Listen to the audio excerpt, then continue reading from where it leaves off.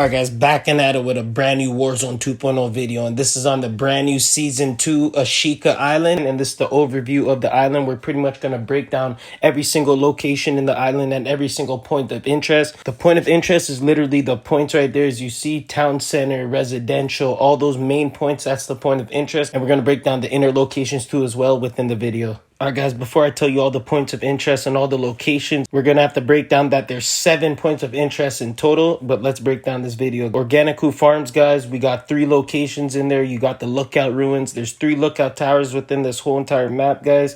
Also, you got the North Bay right here. It's the shoreline pretty much to the farms.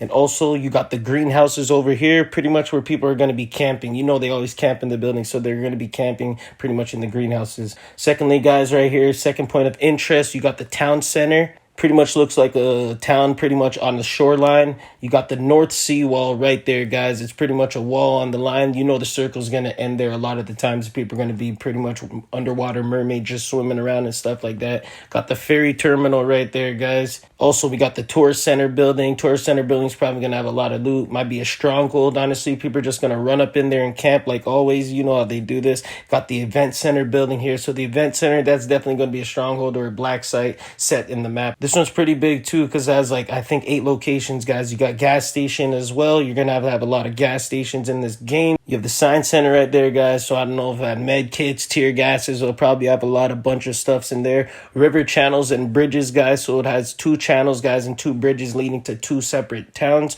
pretty much. You got the South Sea wall and the floating gas station, right? You get a floating gas station. What is this, heaven, guys? You could just stay in the water forever. You can't really ask anything better for a floating gas station. You got the market district and hotels, guys, up on the side of the floating gas station, and you also have another gas station within the spot, guys. And we got town hall as the last location. This is the biggest point of interest, guys, out of all the point of interest is on Ashika Island. I already did the research. Next point of interest, guys, you got the beach club. It's literally a club up on the beach. Literally got the beach houses, tiki houses, all that fun stuff. We got aquarium right there, guys. They're probably gonna be an indoor swimming pool, stuff like that. You might be able to swim indoors. Haven't seen that yet in this game. You got the beach club and bathhouses over there, guys. It's probably gonna have a lot of med kits in the washrooms and stuff like that.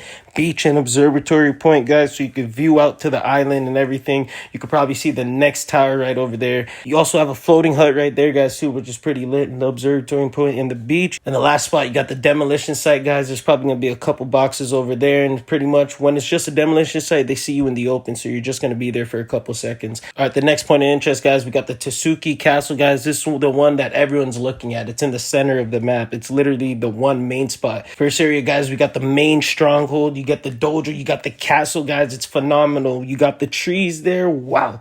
Looks perfect. Also, you got the next addition to the side, guys. It's pretty much the side of the castle and everything like that. It shows you 2 big maps in this because this is going to be a huge spot. This is the second biggest point of interest in the map. Got the northwest sand batteries pretty much of the northwest of the castle, guys, guarding it. It's pretty much like a defense system. This is actually crazy, guys, honestly, that around a castle you have freaking a defense system. What the heck is this? Thought it's supposed to be like 19 something or 1800s or something.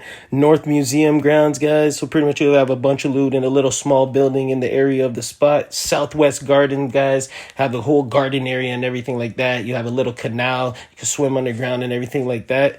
Underways, guys, so you get the submarine base, you get an underwater spot, guys, so it's pretty much an underwater base pretty much under the castle, which is fantastic. Can't really ask anything better than that. Next point of interest, guys, we got the Port of Shiki. This is pretty much when everything comes in through the docks pretty much of this island, I guess.